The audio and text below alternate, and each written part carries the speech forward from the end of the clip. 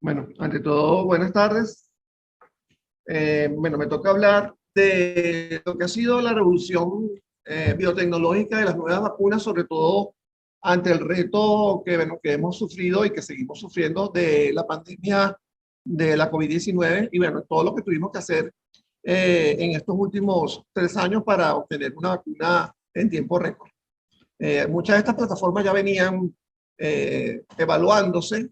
De hecho, una de ellas la va a comentar el doctor Félix Toro, que es la plataforma de ARN mensajero. Yo no voy a hablar de vacunas de ARN mensajero, aunque esa plataforma ya tenía como 10 años que se estaba evaluando y estudiando. Yo voy a hablar, me voy a enfocar en tres plataformas. La plataforma de adenovirus era una plataforma que tenía más de aproximadamente 20 años de estudios. Se comenzó a estudiar con la vacuna eh, contra el VIH-Sida. Voy a hablar posteriormente de las vacunas quiméricas y finalmente voy a hablar de vacunas de nanotecnología o nanopartículas. Bueno, aquí está el laboratorio del Instituto de Medicina Molecular Internacional de la República Checa, en Olomouc. Y bueno, aquí estamos trabajando este día para poder hacer los estudios que estamos haciendo aquí actualmente en el Instituto Inmunológico. Y bueno, solamente para que tengan una secuencia histórica de, bueno, cómo hemos evolucionado con las vacunas, ¿no? Desde 1796 con la vacuna de la viruela, descubierta por Edward Jenner, aunque en ese momento si un comité de bioética hubiese evaluado ese estudio, no lo hubiese aprobado, evidentemente, ¿no? Posteriormente, la rabia y la cólera por el doctor Pasteur. Y voy saltando porque para que ustedes vayan viendo progresivamente cómo hemos venido evolucionando a la vacuna de la polio inactivada por el doctor Salk en el año 1950, y ahí se comenzó la vacunación masiva contra la polio. Posteriormente, vacunas con polisacáridos, hemófilos influenza la primera, después la vacuna inactivada de hepatitis A, aunque aquí hubo un salto que no se tomó en cuenta, que fue la primera vacuna por ingeniería genética que fue creada, que fue la vacuna de la hepatitis B. Después viene la vacuna de rotavirus, la vacuna por partículas semejantes a virus, como son las vacunas del virus de papiloma humano. La vacuna del ébola en el año 2019, que fue una vacuna aprobada y fue una vacuna de vectores. Y bueno, todo lo que ustedes ya han venido escuchando y han venido leyendo y todas las presentaciones de vacunas de COVID-19. Entonces, lo más importante cuando queremos hacer investigación y desarrollo de vacunas y hacer formulaciones de vacunas es tener un conocimiento muy detallado del patógeno, en este caso el microbio, que puede ser un virus, una bacteria, por supuesto la epidemiología de la enfermedad, y bueno, eso nos va a ayudar a poder ser objetivo para hacer la vacuna y también para sensibilizar al hacer esa vacuna, sensibilizar el sistema inmunológico para generar lo que nosotros necesitamos, que es la memoria inmunológica. Una memoria inmunológica que nos vaya a permitir que cuando tengamos un reto posterior, cuando nos enfrentemos nuevamente a ese virus, a esa bacteria, podamos controlar la infección. A lo mejor no suframos las formas severas o terminemos con formas fatales de la enfermedad, pero no necesariamente el hecho de que nos vacunemos implica que no nos infectemos de nuevo. Podemos vacunarnos y no solamente con la vacuna contra la COVID-19, sino con cualquier otra vacuna y no podemos volver a infectar. Lo que pueda suceder es que no vamos a sufrir las formas severas o las secuelas de la enfermedad.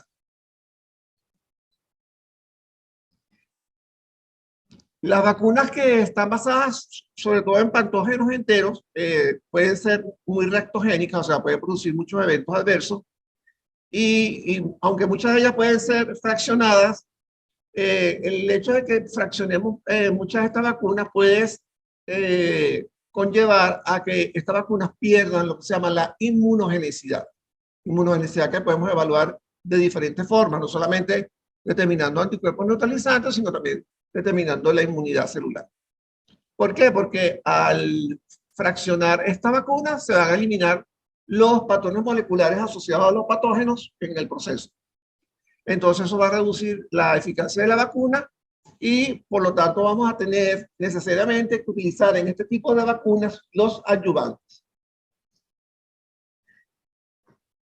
En las fases de investigación, desde la fase de laboratorio hasta finalmente las fases clínicas, cuando comenzamos a trabajar en seres humanos, una de las fases son las fases de modelos humanos, de animales, pero a pesar de que esos modelos animales pueden imitar con precisión la enfermedad humana, la información, y nos pueden aportar una información preliminar que pueda servir para seguir progresando en la investigación y el desarrollo de las vacunas.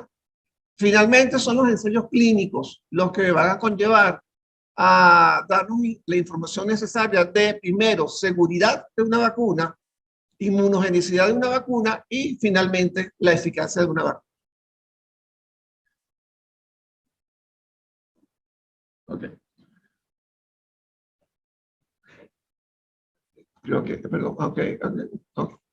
Y bueno, es importante que en los últimos años ha habido una tendencia clara a pasar del estudio simple de cómo funcionan una determinada estructura de nuestra vida, como pueden ser los genes, la proteína o cualquier otra molécula indispensable, y hay una integración de todo esto. O sea, la integración de la proteína en un complejo sistema donde está todo está interrelacionado. Y mirar una proteína integrada en su entorno forma parte de un complejo sistema biológico donde la información que se sintetice, la señal que se dispare en su fabricación, su composición, finalmente su estructura, su interacción con otras proteínas, que es clave, su acción y su efecto forma parte de un complejo sistema que se llama vida. Así que cuando evaluamos una proteína no la podemos evaluar así como que solamente la proteína, sino tenemos que evaluarla en su conjunto. Y esto ha traído como consecuencia que ahorita tengamos un nuevo término. Este nuevo término o concepto se llama omics y es lo que van a estar leyendo últimamente en las nuevas publicaciones, ¿no? El término omics es un neologismo que ha surgido en los últimos años para explicar cómo funcionan las estructuras biológicas, cómo se integran en el funcionamiento de los organismos y para estudiar su función, estudia dinámica y forma parte de lo que es la genómica, proteómica, metabolómica y transcriptómica. Y por eso se llama omics. O sea, omics. Y si a toda esta complejidad le añadimos las herramientas bioinformáticas que actualmente necesitamos para poder obtener toda esta información y poder integrarla, esto nos va a poder hacer y nos ayuda a hacer modelos matemáticos y modelos integrados que nos van a poder explicar los mecanismos de cómo somos y cómo podemos obtener mejores vacunas que puedan ser seguras, eficaces, inmunogénicas y que, bueno, que tengan una duración prolongada en sus mecanismos de protección. Solamente para que ustedes puedan ver cómo ha venido evolucionando, esto es hasta el 2013, y en el 2013 se introdujo un nuevo término que ustedes están observando acá que se llama vacunología reversa, que vamos entonces en sentido contrario. No vamos probando proteínas o vamos probando o proteínas combinadas con adyuvantes o inactivando virus o haciendo cualquiera de los modelos que estamos haciendo actualmente, sino que vamos en el sentido reverso, ¿no? Vemos cómo la respuesta inmune, a qué reacciona el sistema inmunológico, cómo son los anticuerpos, caracterizamos los anticuerpos, vemos los parátopes, que es lo que nos interesa. En el caso de los TCR, a qué tipo de secuencias o péptidos reconocen esos TCR y de ahí en adelante entonces vamos en sentido contrario para fabricar una vacuna y tener entonces una vacuna que tenga todas las características que ya le comenté. En cuanto a las vacunas vectoriales, como ya le comenté, se han venido estudiando las vacunas con vectores desde hace más de 20 años. Y bueno, se basan en virus que ya se conocen.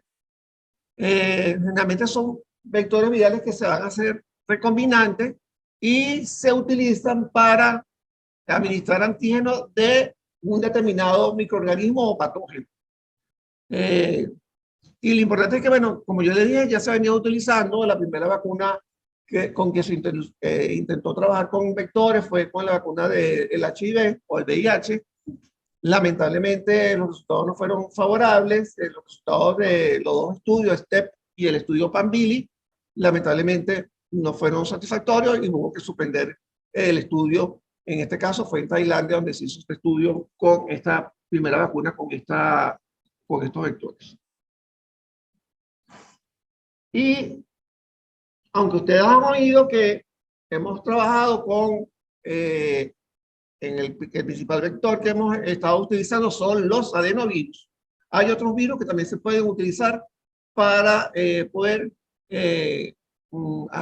investigar y desarrollar y formular vacunas. Entonces puede estar el virus de la viruela modificado, el virus de la estomatitis vesicular o inclusive el virus del sarampión atenuado.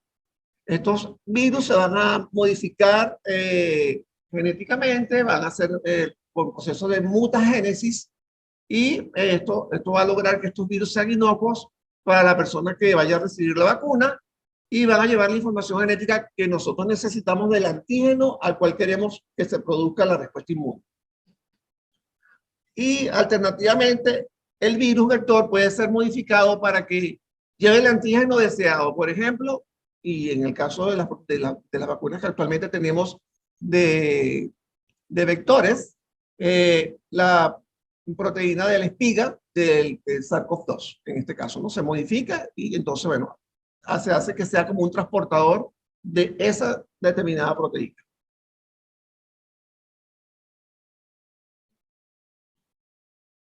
Y bueno, los adenovirus son los que más se han utilizado, son una familia diversa de virus ADN que, bueno, que causan infecciones a nivel del epitelio respiratorio, ocular y gastrointestinal.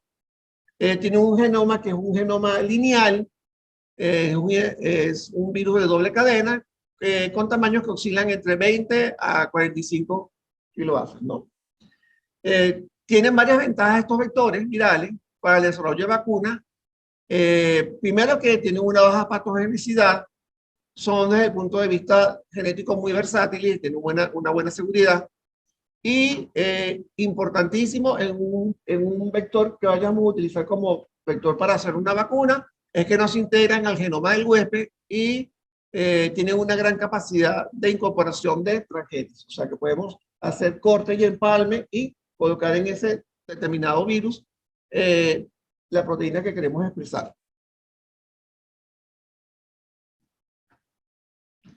Son muy inmunogénicos, producen infección eficiente de diferentes tipos de células y los vectores que son basados en adenovirus pueden ser competentes en cuanto a la replicación o defectuosos en cuanto a la replicación, dependiendo si contienen lo que se llama la región temprana. La región temprana es la región E1 de early o parte de ella, y la mayoría de los virus que actualmente estamos utilizando en las vacunas para la COVID-19 no tienen capacidad de replicarse porque se elimina ese tipo de regiones.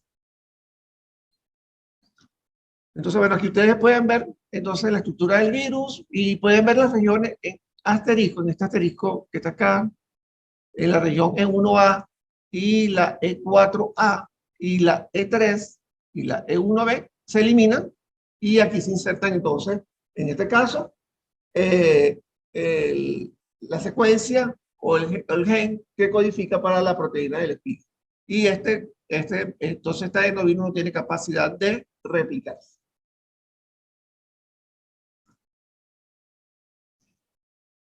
Aquí no le voy a entrar, aquí esto es el tema del doctor Félix Toro, pero para que ustedes vean todo el proceso que hay que hacer a nivel de laboratorio para hacer cortes, empalmes y finalmente obtener virus que sean capaces de funcionar como vectores para las diferentes vacunas.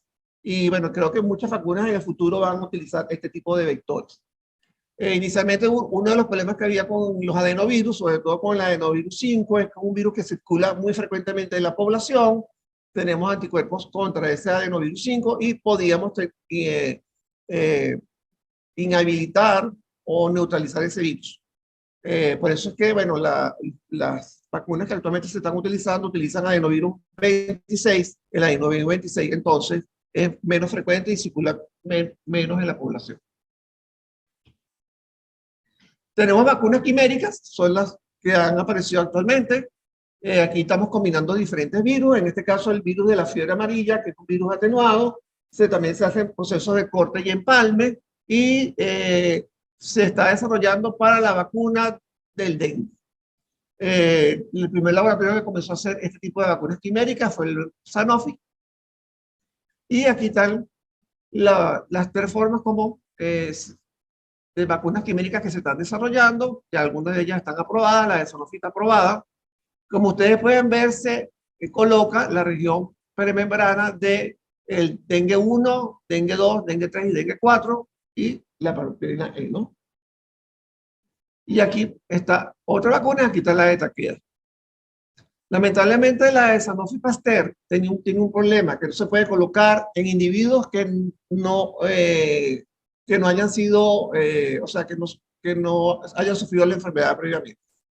Si uno le coloca la vacuna, este tipo de vacuna quimérica de Sanofi Pasteur a una persona que no se haya infectado previamente, cuando la persona se infecte por segunda vez, va a tener entonces una reacción ADCC y va a tener una reacción severa después de la vacunación. Sin embargo, Takeda resolvió este problema y bueno, afortunadamente, ya Takeda recibió entonces la buena pro de la vacuna. Ya la vacuna va a estar recientemente aprobada tanto por la EMA como por la FDA y se puede colocar en individuos que previamente se hayan expuesto o no se hayan expuesto al dengue. O sea que vamos a tener una vacuna entonces contra el dengue. Venimos con las nanopartículas, que son las vacunas que, bueno, que es el futuro creo yo, de la parte de vacunas. Creo que la más innovadora de todas ellas es la vacuna de un laboratorio llamado Novavax.